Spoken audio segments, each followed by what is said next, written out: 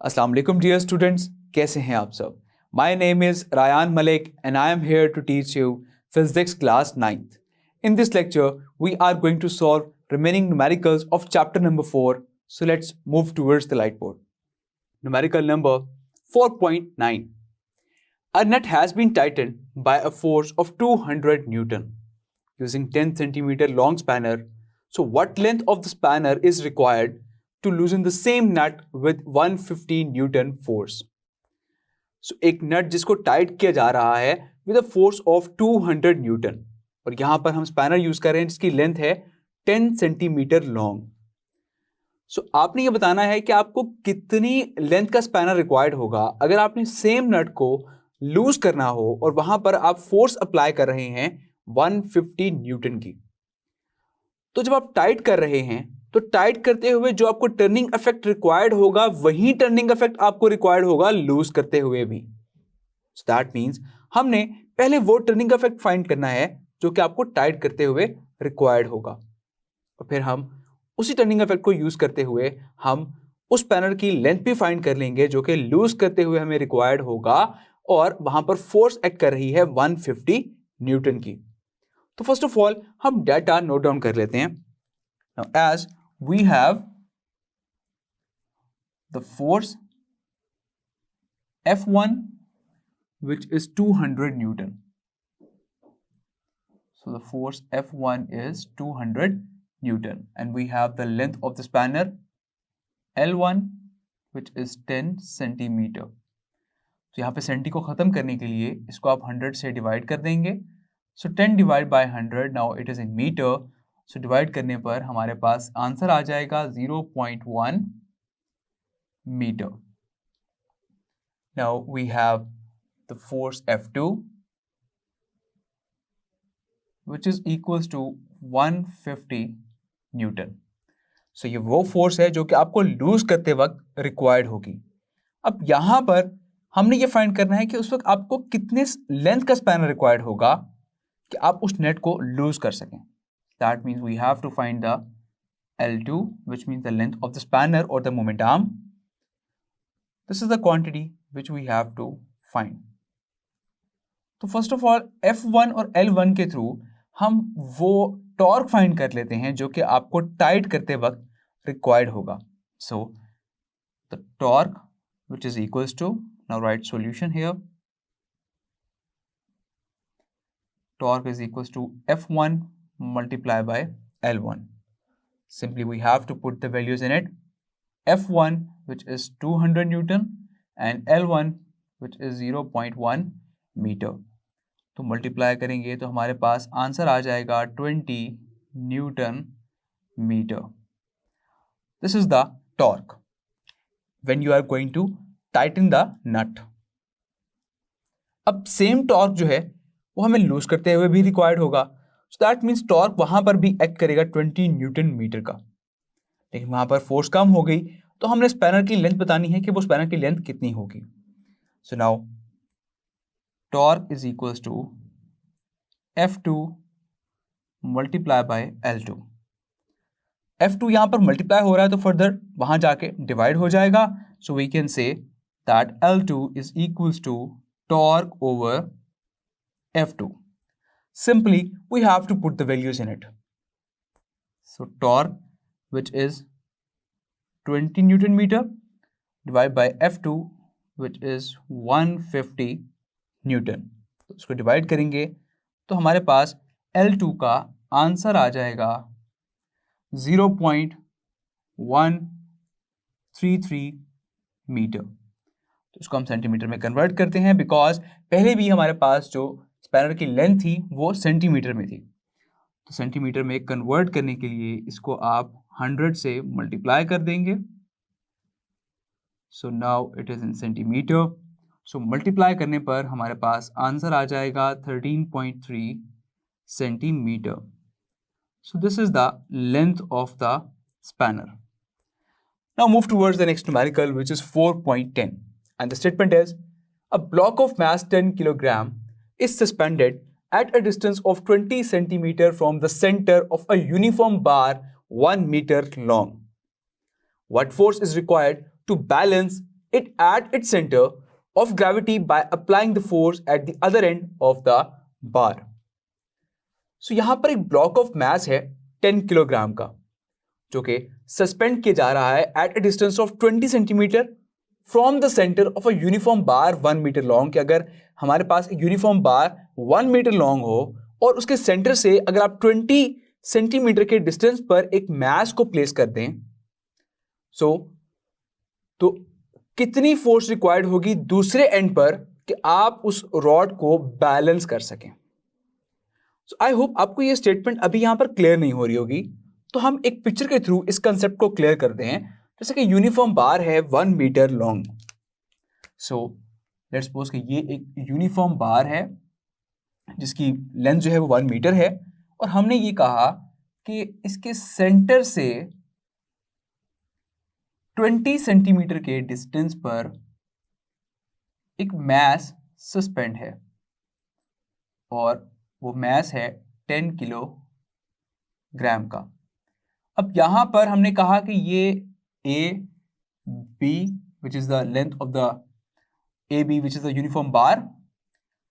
तो हमने कहा कि सेंटर पॉइंट ओ से यहां तक जो डिस्टेंस बन रहा है इस पॉइंट तक विच इज 20 सेंटीमीटर. अब अगर कंप्लीट यूनिफॉर्म बार जो है ये 1 मीटर लॉन्ग है, तो इसका हाफ कितना होगा? 0.5 मीटर. तो हमने कहा कि सेंटर से, दैट मीन कि यहां से लेके ए तक, ओ से ए तक का डिस्टेंस होगा 0.5 मीटर, और ओ से बी तक का डिस्टेंस भी होगा 0.5 मीटर, क्योंकि ये कंप्लीट बार था 1 मीटर लॉन्ग. अब जैसे कि मैस हम यहां पर सस्पेंड करेंगे, तो ये ब्लॉक जो है यहां से डाउनवर्ड हो जाएगा, बिकॉज वेट है, तो उस वेट की वजह से ये रॉड जो है ये इस तरफ को टर्न कर जाएगा. तो यहां पर एंटी क्लॉकवाइज मूवमेंट प्रोड्यूस हो रहा है. तो आपने बी पॉइंट पर कितनी फोर्स एक्सर्ट करनी है कि वहां पर जो क्लॉकवाइज मूवमेंट है वो इक्वल हो जाए इस एंटी क्लॉकवाइज मूवमेंट के, ताकि वो रॉड फर्दर टर्न ना हो सके और वो वहां पर बैलेंस हो जाए. सो जब एंटी क्लॉकवाइज मूवमेंट इक्वल हो जाता है क्लॉकवाइज मूवमेंट के, then this is called the principle of movement. और अब यहां पर हमने बेसिकली फाइंड करना है कि जब इस केस में अगर यहां पर डिस्टेंस जो है विच is the moment arm 20 centimetre हो और मैस यहां पर हो 10 किलोग्राम का, तो इस केस में कितना टॉर्क प्रोड्यूस होगा, तो उसके अकॉर्डिंग हमें यहां पर कितनी फोर्स एक्ट करनी है. तो फर्स्ट ऑफ ऑल हम डाटा नोट डाउन कर लेते हैं. जैसा कि इस केस में हमारे पास यहां पर मैस गिवन है which is equals to 10 kilogram, और हमारे पास यहाँ पर मोमेंट आर्म गिवन है L1 and which is equals to 20 centimeter. सो सेंटी को ख़त्म करने के लिए हम 100 से डिवाइड करेंगे, तो हमारे पास आंसर आ जाएगा 0.2 मीटर. और हमारे पास नेक्स्ट जो मोमेंट आर्म है यहाँ पर L2 which is equals to 0.5 meter, and we have to find कि यहाँ पर कितनी फोर्स रिक्वायर्ड होगी F2. सो ये वो फोर्स है जो कि बेसिकली हमने फाइंड करनी है. Now right solution. अब फर्स्ट ऑफ ऑल हम फाइंड करेंगे टॉर्क, और टॉर्क का फॉर्मूला होता है torque is equals to force multiply by moment arm. तो यहाँ पर जो फोर्स एक्ट हो रही है वो हो रही है इन टर्म्स ऑफ वेट, और वेट बेसिकली हमें यहाँ पर मैस गिवन है, तो वेट हम फाइंड करेंगे W is equals to mg के फॉर्मूला से. So W is equals to mg. Mass है 10 किलोग्राम और g की वैल्यू भी होती है 10, सो 10 into 10 it becomes 100 Newton. This is the wait of the block. अब सिंपली हम यहाँ पर टॉर्क फाइंड कर सकते हैं by using F1 into L1, और यहाँ पर जो फोर्स F1 है वो बेसिकली है weight of the block which is W into L1. So W है यहाँ पर 100 न्यूटन का multiply by L1 which is equals to 0.2 meter. तो मल्टीप्लाई करेंगे तो हमारे पास यहाँ पर टॉर्क आ जाएगा 20 न्यूटन मीटर का. अब आप इजीली वो फोर्स फाइंड कर सकते हैं by using the same formula torque is equals to F2 multiply by L2। तो यहाँ पर L2 की वैल्यू हमारे पास गिवन है, तो हमने F2 फाइंड करनी है, तो L2 को सिंपली हम यहाँ पर आके डिवाइड कर देंगे। So F2 is equals to torque divide by L2, because L2 ने यहाँ पर आके डिवाइड होना था, टॉर्क ओवर L2 हो गया। अब सिंपली यहाँ पर हम वैल्यूज पुट करेंगे। So F2 is equals to torque same आ जाएगा यहाँ से 20 divide by L2 which is 0.5. So 20 divided by 0.5 which is equals to 40 Newton. This is the force required to balance that uniform bar 1 meter long. So let's solve an question. On doubling the moment arm, find its effect on the value of torque. तो moment arm को double करने पर torque की value पर क्या effect होगा? We know the formula of torque which is torque is equals to force multiply by moment arm. So let's solve it out to find कि torque पर उसका क्या इफेक्ट होगा। We know that torque is equals to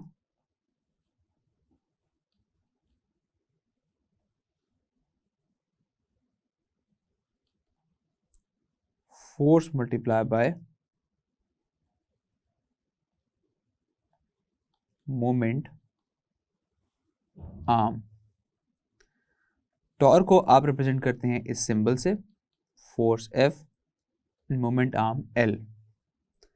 know let's suppose कि जो moment arm था वो आपने डबल कर दिया, L dash is equals to 2L।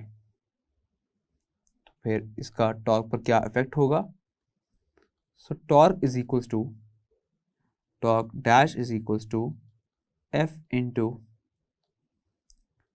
Moment arm is 2L।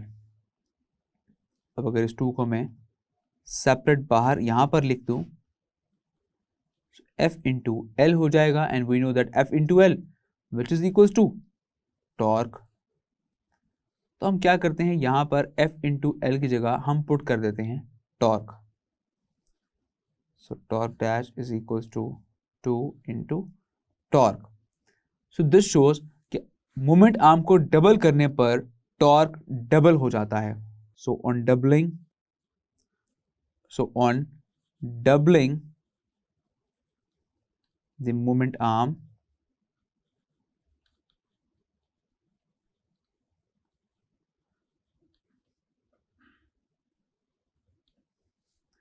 the torque will be doubled. The torque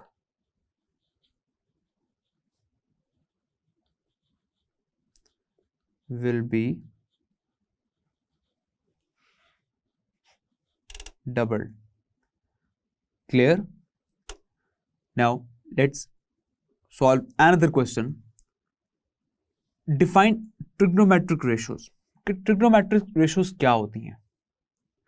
So we know that the ratio of the sides of a right angle triangle is called trigonometric ratios. तो किसी भी right angle triangle की sides के अगर हम ratios लें तो वो कहलाती हैं ट्रिग्नोमेट्रिक रेशियोज। सो जिनको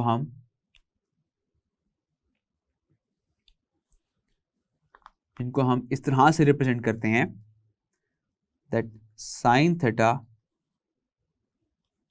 is equals to perpendicular over hypotenuse, and cosecant theta is equals to base over hypotenuse, and tan theta is equals to perpendicular over base. Clear? So these are the trigonometric ratios. I hope ये numericals आपको बहुत अच्छे से समझ आ गए होंगे. So now let's have an overview of the formulas of this chapter जो कि हमने इन numericals में use किए.